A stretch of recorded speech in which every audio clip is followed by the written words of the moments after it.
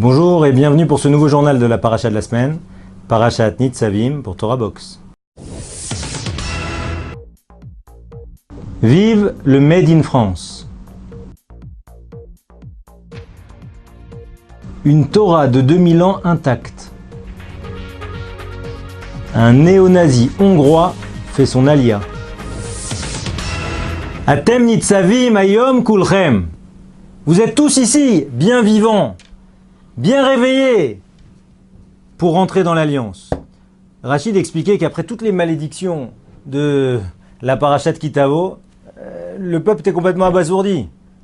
Et tu vas manger tes enfants, et même l'embryon, le placenta, quand il sortira de toi et que tu voudras le manger, la femme la plus raffinée, elle aura du mal à en donner un morceau à ses enfants. Des malheurs, des désastres, l'horreur. Et pour finir, si tu reviens pas vers Akadosh Baruch Hu, si tu n'écoutes pas ses commandements, eh bien, les malédictions qui ne sont pas encore écrites, elles s'abattront sur toi. Les plaies que j'ai fait tomber en Égypte, je les ramènerai sur toi.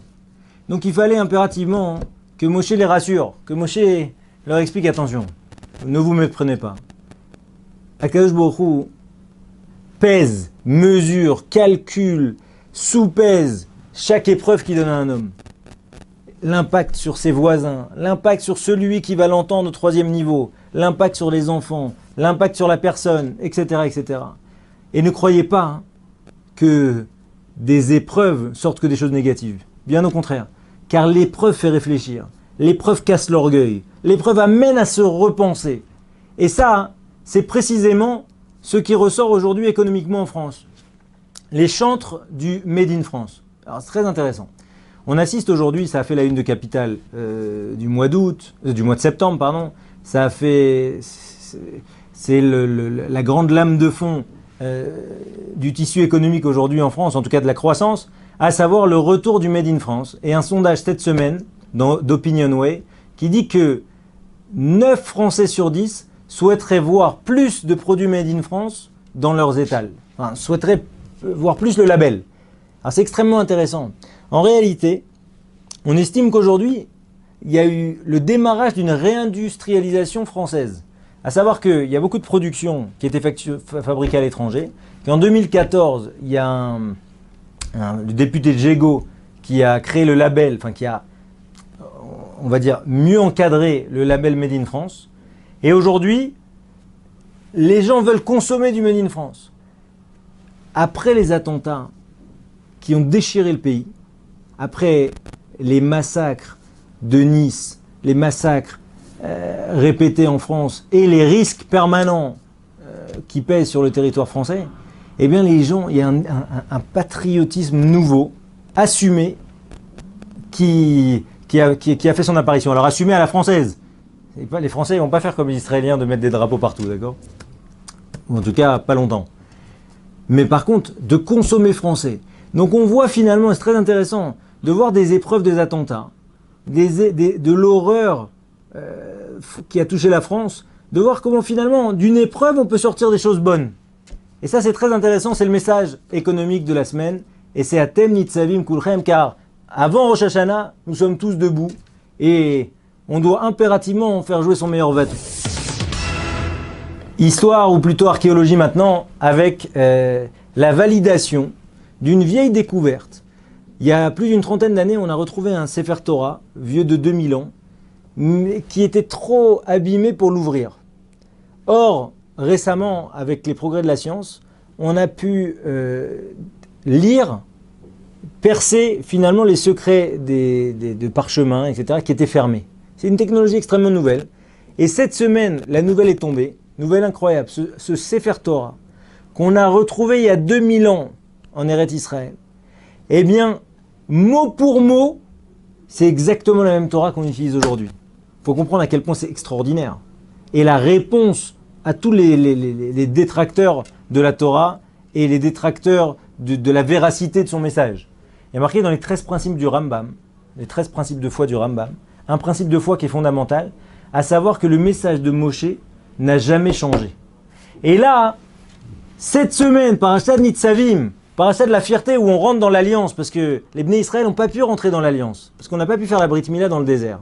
Puisqu'on ne peut pas faire une Brit Mila si derrière on n'est pas sûr que l'enfant n'est pas dans les meilleures conditions pour cicatriser. Et donc finalement il aura fallu attendre l'entrée en Eretz Israël pour circoncire les gens. Néanmoins, à Nitzavim, on engage les gens. Thème Nitzavim, vous rentrez dans l'alliance et vous êtes tous co-responsables. Et bien là, le message cette semaine, c'est que la Torah de Nitzavim, la Torah de Moshe Rabbeinu, eh ben, on n'avait pas besoin, mais Akadosh Baruch Hu nous a envoyé un clin d'œil, et cette Torah de 2000 ans, mot pour mot, c'est la même. Il faut comprendre, ceux qui lisent un peu Rashi, comprendre que Rashi, quand il ramène Belaaz, ça veut dire qu'il amène des mots en français, d'il y a moins de 1000 ans, on ne les comprend pas. Ça veut dire que les mots en français de Rashi, peut-être il y a pistachios, pistache, mais ça veut dire que l'immense majorité des mots de Rashi, ils sont utilisés par des historiens à l'école des Chartres, parce que c'est du vieux François. Eh bien nous, notre Torah, depuis 2000 ans, et depuis que Moshe Rabbeinu l'a donnée, eh bien elle n'a pas bougé d'un poil. Ki karov elecha adavar meod, car elle est très proche de toi cette chose. Ki lo bashamaimi, elle n'est pas dans les cieux, elle n'est pas mever layam, elle n'est pas au-delà de la mer. La tchouva, la mitzvah de revenir vers Hachem, le fait, comme c'est expliqué à la fin de la paracha, que Dieu viendra chercher la plus petite de ses créatures, le plus petit de son peuple, il viendra le chercher jusqu'à l'autre bout du monde. Eh bien, on en a encore eu la preuve cette semaine, avec une extraordinaire histoire qui se poursuit, une histoire que vous avez peut-être entendu pour certains, Zanad Zegedi, 34 ans, député au Jobbik. Jobbik, c'est le parti néo-nazi hongrois. Deuxième parti en Hongrie, puisqu'il y a une forte montée de l'antisémitisme. Et le vice-président qui découvre, il y a un an, que finalement, alors même que c'est un des antisémites les plus virulents, qu'il a été nommé pour être le représentant du Jobbik au Parlement européen, eh bien ce même Zanad, il découvre que il a une grand-mère escapée d'Auschwitz, qu'on lui a jamais dit. Et donc que finalement, en réalité, il est juif. Eh bien, la force entre ce monsieur et beaucoup d'entre nous, quand Hachem nous envoie des messages, c'est que lui, il a attrapé ce message. Il a prétexté des scandales financiers, etc. Il a réussi à sortir du parti. Et il a commencé à faire tchouva. Et cette semaine, il a annoncé qu'il allait faire son alia. Et a priori, la logique, c'est d'aller à Jérusalem. Il a commencé à convertir sa femme, ses 2 enfants. Et derrière, il fait Shabbat, mange kasher, il va à la synagogue, il a appris à lire l'hébreu, il est venu 5 fois en Israël cette année. Ça, c'est un modèle rabotaï pour nous tous. De voir comment Akadosh Baruch Hu il tend des perches et comment certains l'attrapent. Il y a marqué Etz Chaim hi la machazikimba.